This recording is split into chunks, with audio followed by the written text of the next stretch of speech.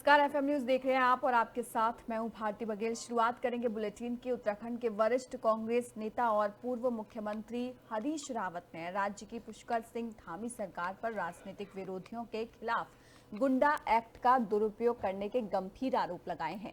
उन्होंने कहा कि जिस कानून का उद्देश्य समाज के लिए खतरनाक और आपराधिक गतिविधियों में शामिल लोगों के खिलाफ कार्रवाई करना था, उसका राजनीतिक कार्यकर्ताओं को दबाने के लिए इस्तेमाल किया जा रहा है। हरीश रावत ने अपने एक्स अकाउंट पर एक पोस्ट के माध्यम से कहा कि यदि सत्तारूढ़ पार्टी के किसी विधायक को कोई व्यक्ति अप्रिय लगता है तो उसे गुंडा एक्ट में निषिद्ध कर जिला बदर किया जा रहा है। उन्होंने आरोप लगाया कि हाल ही में नगर पंचायत के निवर्तमान अध्यक्ष और उनके पिता को इसी एक्ट के तहत जिला बदर कर दिया गया है।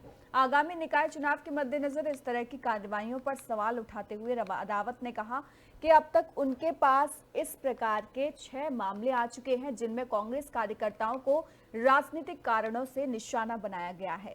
हरीश रावत ने अपनी चिंता को सार्वजनिक रूप से व्यक्त करते हुए कल 12 नवंबर को सुबह 11 बजे से दोपहर 12 बजे तक अपने आवास पर 1 घंटे का मौन व्रत रखने का ऐलान किया है। इसके बाद वह कांग्रेस के अन्य नेताओं के साथ इस मुद्दे पर चर्चा करेंगे और किसी सार्वजनिक स्थल पर इस दमनकारी नीति के खिलाफ अपना आक्रोश व्यक्त करेंगे।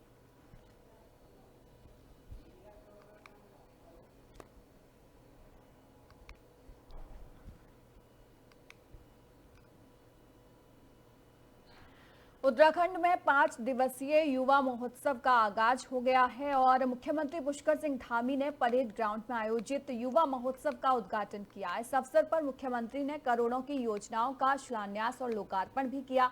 कार्यक्रम को संबोधित करते हुए मुख्यमंत्री धामी ने कहा कि सरकार खेल और खिलाड़ियों को बढ़ावा देने के लिए विभिन्न योजनाएं चला रही है। प्रदेश के खिलाड़ी देश एवं विदेश में प्रदेश का नाम रोशन कर रहे हैं।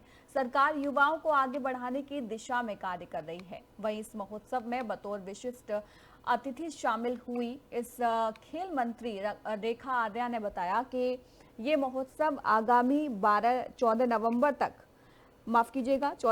तक चलेगा और इस महोत्सव में विभिन्न सांस्कृतिक और खेल प्रतियोगिताएं आयोजित की जाएंगी। इसके अलावा युवाओं को प्रोत्साहित करने के लिए मोटिवेशनल कार्यक्रम भी किए जाएंगे।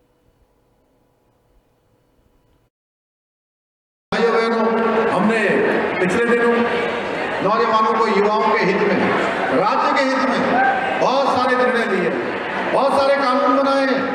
अभी आप देख रहे थे कि पिछले दिनों भर्ती घोटाले हुआ करते थे। मैं जब भी नौजवानों के बीच में आता हूँ, युवाओं के बीच में आता हूँ, विद्यार्थियों के बीच में आता हूँ, तो मुझे अपना बचपन हमेशा स्मरण में आता है। मुझे अपने विद्यार्थी जीवन के दिन हमेशा ध्यान में आते हैं, हमेशा उनका स्मरण होता है। रजत जयंती के अवसर पर मैं समस्त प्रदेशवासियों को बहुत शुभकामनाएं देती हूँ और बेहद खुशी की बात है कि आज ही के दिन से यानी कि 9 नवंबर से जिस दिन हमारी रजत जयंती है उसी दिन से युवा महोत्सव की भी शुरुआत हो रही है, जिसका कि माननीय मुख्यमंत्री जी ने अपने कर कमलों से शुरुआत कर दी है। निश्चित रूप से ये युवा महोत्सव 9 तारीख की शाम से लेकर 14 तारीख तक लगातार संचालित रहेगा। इसमें अधिक से अधिक युवाओं का प्रतिभाग रहेगा। इसमें विभिन्न प्रकार की खेल प्रतियोगिताएं हैं, इसमें विभिन्न प्रकार के सांस्कृतिक कार्यक्रम हैं। हमारे नवयुवक मंगल दल, महिला मंगल दलों का प्रतिभाग है और मैं समझती हूँ कि बड़े बड़े महानुभाव भी यहाँ पर जो है अपनी सांस्कृतिक प्रस्तुतियाँ देंगे। इसके साथ ही बड़े बड़े स्पोर्ट्स प्लेयर्स को भी हम लोगों ने आमंत्रित करा है। तो एक भव्य कार्यक्रम होने जा रहा है और मैं समझती हूँ कि बहुत सारे ऐसे मोटिवेशनल स्पीकर्स भी हैं जो स्पोर्ट्स के सेक्टर में काम करते हैं। स्पोर्ट्स को करियर बनाने के दृष्टिकोण से स्पोर्ट्स में साइंस किस तरीके से उपयोग हो सकता है, उसके बारे में भी लगातार जो है वो सेशन चलने वाले। कम समय में अधिक रुपए कमाने के लालच में 5 युवकों को चरस तस्कर बना दिया। आपको बता दें कि तस्कर बनने के बाद पांचों युवक उत्तरकाशी से चरस लेकर ऋषिकेश आते समय नरेंद्र नगर में चेकिंग के दौरान गिरफ्तार हो गए हैं। गिरफ्तारी के बाद पांचों युवक चरस तस्कर बनने पर पछता रहे हैं। फिलहाल पुलिस और एसओजी की टीम ने पांचों तस्करों को पर मुकदमा दर्ज करने के बाद आपको बता दें कि कोर्ट के आदेश पर उन्हें जेल पहुंचा दिया है। तस्करी में इस्तेमाल एक कार को भी पुलिस ने कब्जे से लेकर सीज कर दिया है। मामले का खुलासा पुलिस कप्तान आयुष अग्रवाल ने किया। उन्होंने बताया कि पुलिस और एसओजी की पूछताछ में आरोपियों की पहचान विवेक, विकास, बबलेश, पंकज और बॉबी के रूप में हुई है, जो सहारनपुर और हरिद्वार के रहने वाले हैं।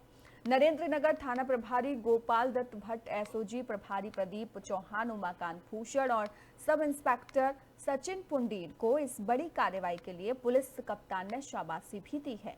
आरोपियों के कब्जे से 3 किलो 300 ग्राम चरस बरामद हुई है और जिसकी अंतर्राष्ट्रीय बाजार में कीमत करीब 7 लाख रुपए बताई जा रही है।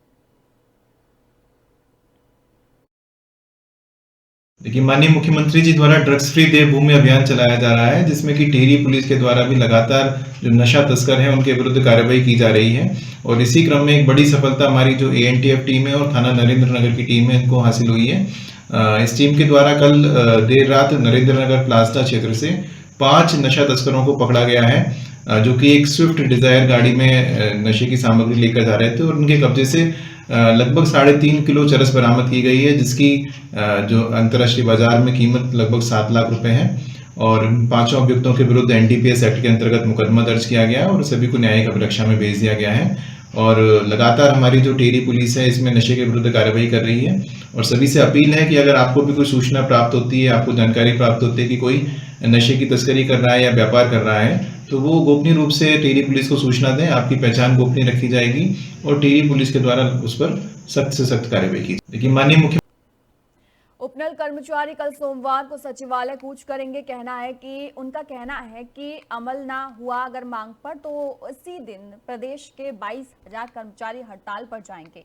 उपनल कर्मचारियों ने कल 11 नवंबर को सचिवालय कूच का ऐलान किया है और कर्मचारियों का कहना है कि यदि उनकी मांगों पर अमल ना हुआ तो इसी दिन से संगठन से जुड़े 22,000 कर्मचारी हड़ताल पर चले जाएंगे। वहीं राज्य निगम कर्मचारी महासंघ और हाइड्रो इलेक्ट्रिक एम्प्लॉइज यूनियन ने कर्मचारियों के आंदोलन को अपना समर्थन दिया है। उपनल कर्मचारी संयुक्त मोर्चा के प्रदेश संयोजक विनोद गोदियाल के मुताबिक हाईकोर्ट ने 2018 में उपनल कर्मचारियों को समान काम के लिए समान वेतन देने और नियमितकरण के लिए नियमावली बनाने का फैसला सुनाया था, लेकिन राज्य सरकार ने इस फैसले पर अमल न कर इसके खिलाफ सुप्रीम कोर्ट में एसएलपी दाखिल की है।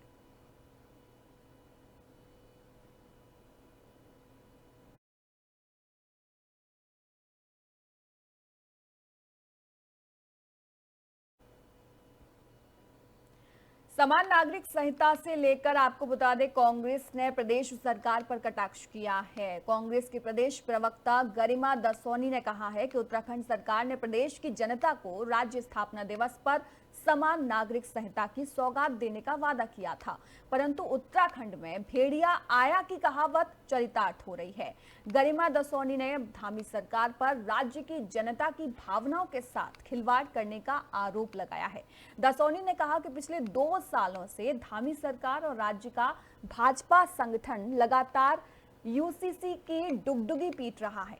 लोकसभा चुनाव के दौरान मुख्यमंत्री धामी यूसीसी लाने वाले पहले राज्य के मुख्यमंत्री के रूप में अपना झूठ प्रचार भी करके आ चुके हैं।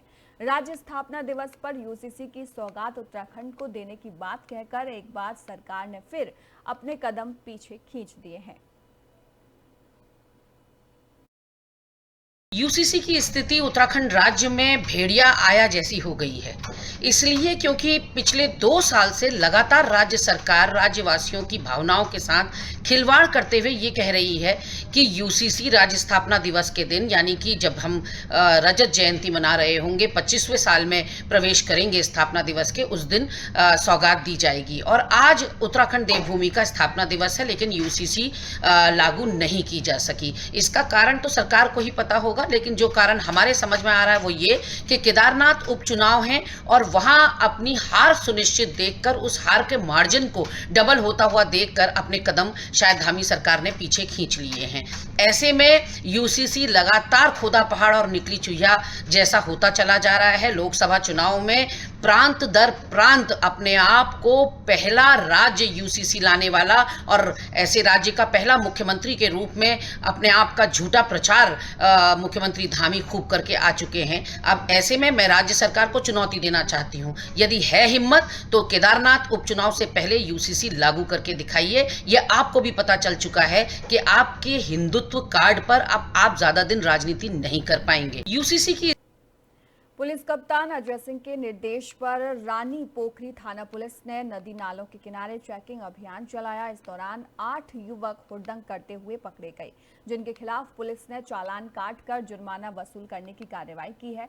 पुलिस ने सभी युवकों के दोपहिया वाहन भी कब्जे में लेकर सीज कर दिए हैं। रानी पोखरी थाना प्रभारी विकेंद्र कुमार ने बताया कि सब इंस्पेक्टर रघुवीर सिंह की टीम ने मिलकर चेकिंग अभियान चलाया है। इस दौरान कुछ युवक हुड़दंग करते हुए देखे गए। हुड़दंग करने वाले युवकों की शिकायत स्थानीय लोग कर रहे थे। शिकायत का संज्ञान लेकर पुलिस ने कार्रवाई की है। भविष्य में भी अचानक किस प्रकार की कार्रवाई की जाएगी, थाना प्रभारी ने हुड़दंग करने वाले युवकों की हरकतों से बाज आने की सलाह वो दी है।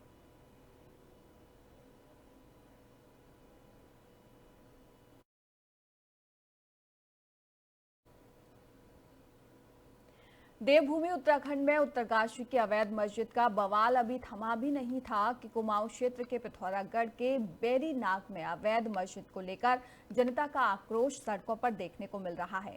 आपको बता दें कि बेरी नाग में अवैध मस्जिद को लेकर स्थानीय जनता और हिंदूवादी संगठन ने जीआईसी मैदान तक विशाल रैली निकाली और अवैध मस्जिद को हटाने की मांग की है। पिछले 3 महीने से बेरीनाग में स्थानीय जनता मस्जिद हटाने की मांग कर रही है, लेकिन प्रशासन की कार्रवाई से जनता संतुष्ट नहीं है।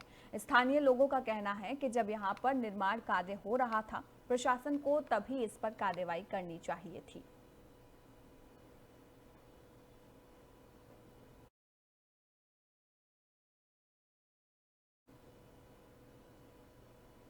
उत्तराखंड में 38वें राष्ट्रीय खेलों का आयोजन 28 जनवरी से 14 फरवरी तक होना है। राष्ट्रीय खेलों के सफल आयोजन को लेकर 5 समितियों का भी गठन किया गया है। इसमें गेम्स टेक्निकल कंडक्ट समिति GTCC का गठन होने से राष्ट्रीय खेलों के दौरान आयोजित होने वाली स्पर्धाओं और उनके आयोजन स्थलों को लेकर अंतिम निर्णय लिया जा सकेगा। इसको लेकर खेल निदेशक प्रशांत आर्य ने कहा कि नवंबर के अंत तक हम यह फाइनल कर लेंगे कि कौन सा खेल किस प्रारूप में और किस तरह से होगा।